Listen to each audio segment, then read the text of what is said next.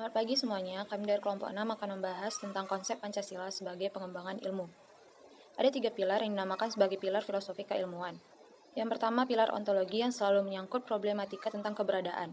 Ada 2 aspek dalam hal ini, yang pertama aspek kuantitas dan kualitas. Yang kedua, pilar epistemologi yang menentukan keabsahan disiplin ilmu tertentu. Yang ketiga, pilar aksiologi yang selalu berkaitan dengan problematika pertimbangan nilai, moral atau religius dalam pengembangan penemuan, penerapan atau pengembangan ilmu. Selanjutnya, masalah dalam nilai iptek, yaitu keserba majemukkan ilmu pengetahuan dan persoalannya. Pengetahuan tidak lagi satu. Kita tidak bisa mengatakan inilah satu-satunya ilmu pengetahuan yang dapat mengatasi problem manusia, karena berbeda dengan ilmu pengetahuan masa lalu, lebih menunjukkan kekuasaan daripada kebinikaannya. Baiklah, saya Esra Novianti akan menjelaskan peran Pancasila dalam pengembangan ilmu.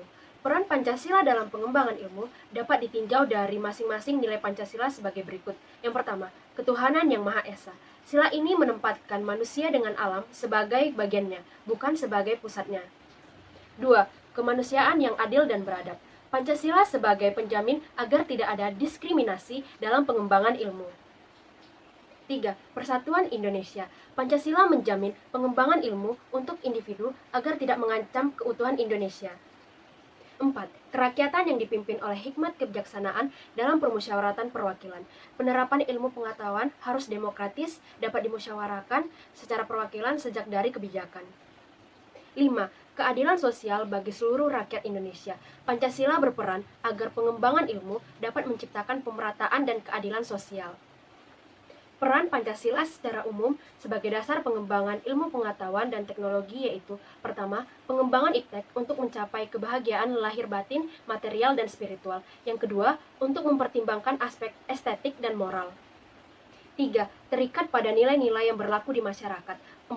Mempertimbangkan akal, rasa, dan kehendak. 5. Untuk peningkatan kualitas manusia, harkat dan martabat manusia. Baiklah, nama saya Albert Wilfred Atanal dan pada kesempatan kali ini saya akan melanjutkan poin presentasi kami, yaitu sumber historis, sosiologis, politis tentang Pancasila sebagai dasar pengembangan ilmu di Indonesia. Yang pertama, sumber historis.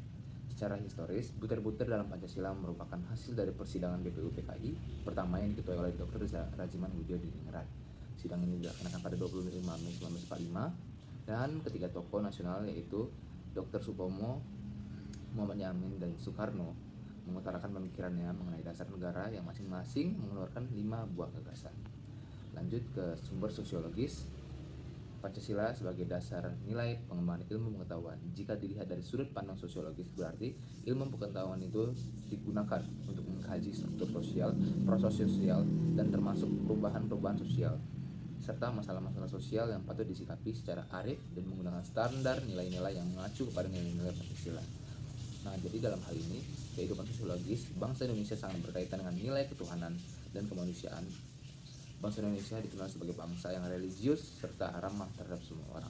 Maka cukuplah semua nilai-nilai itu menjadi rambu-rambu jika pengembangan ilmu pengetahuan harus sesuai dengan keadaan sosiologis bangsa Indonesia serta haruslah memegang teguh nilai-nilai Pancasila. Yang ketiga ada sumber politis. Sumber politis Pancasila sebagai dasar nilai pengembangan ilmu di Indonesia dapat dirunut ke dalam berbagai kebijakan yang dilakukan oleh para penyelenggara negara. Dokumen pada masa Orde Lama yang meletakkan Pancasila sebagai dasar nilai pengembangan atau orientasi ilmu antara lain dapat dilihat dari pidato Soekarno ketika menerima gelar Dr. Honoris Causa di Universitas Gadjah Mada pada 19 September 1951, mengungkapkan hal yang sudah tertampil pada slide presentasi. Dan itu sekian dari bagian saya, akan dilanjutkan oleh teman kita Linar. Selamat siang Bapak dan teman-teman sekalian. Perkenalkan, nama saya Linar Pasaribu dari kelompok 6 akan menjelaskan perihal nomor 5 mengenai argensi Pancasila sebagai dasar pengembangan ilmu. Pentingnya argensi Pancasila sebagai dasar nilai pengembangan ilmu tertua dalam hal-hal berikut. Yang pertama, perkembangan ilmu pengetahuan dan teknologi, khususnya di Indonesia, belum melibatkan seluruh masyarakat luas Indonesia, namun hanya berkutat dan menyejahterakan bagi kelompok elit saja yang mampu dan mengembangkan ilmu tersebut atau scientist oriented.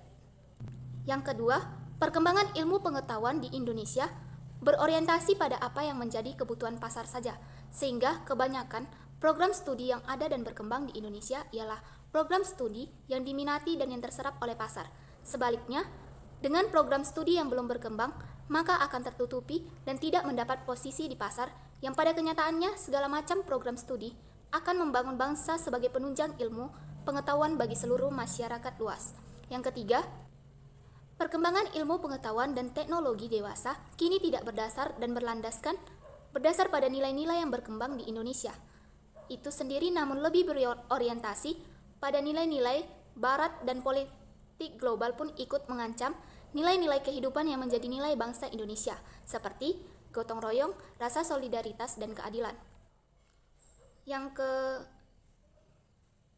keempat, perkembangan ilmu pengetahuan dan kemajuan teknologi seiring berjalannya waktu menimbulkan perubahan baik dalam cara pandang masyarakat maupun cara berperilaku masyarakat mengenai kehidupan bermasyarakat. Yang kelima, penjabaran pada sila-sila Pancasila sebagai dasar nilai pengembangan ilmu diharapkan menjadi sarana untuk mengontrol dan mengendalikan kemajuan perkembangan ilmu pengetahuan dan teknologi yang sangat berpengaruh bagi cara berpikir dan bertindak pada masyarakat yang luas di Indonesia, yang cenderung pragmatis, yaitu penggunaan benda atau barang teknologi dalam kehidupan bermasyarakat dewasa ini yang menggantikan peran dan nilai luhur yang diyakini dapat menciptakan pribadi masyarakat Indonesia memiliki sifat sosial, humoris, dan religius. Yang keenam, nilai-nilai Pancasila sebagai nilai-nilai perjuangan, adat istiadat, budaya, dan agama yang telah berakar di tengah kehidupan masyarakat dan bangsa Indonesia. Inilah yang mengkristal menjadi 5 sila yang menjiwai sehingga diharapkan menjadi nilai-nilai kehidupan dari berbagai daerah di Indonesia yang mulai digantikan dengan gaya hidup global seperti budaya gotong royong itu sendiri sudah mulai digantikan dengan sikap individualisme yang tinggi pada diri masing-masing. Demikian penjelasan dari saya ucapkan terima kasih.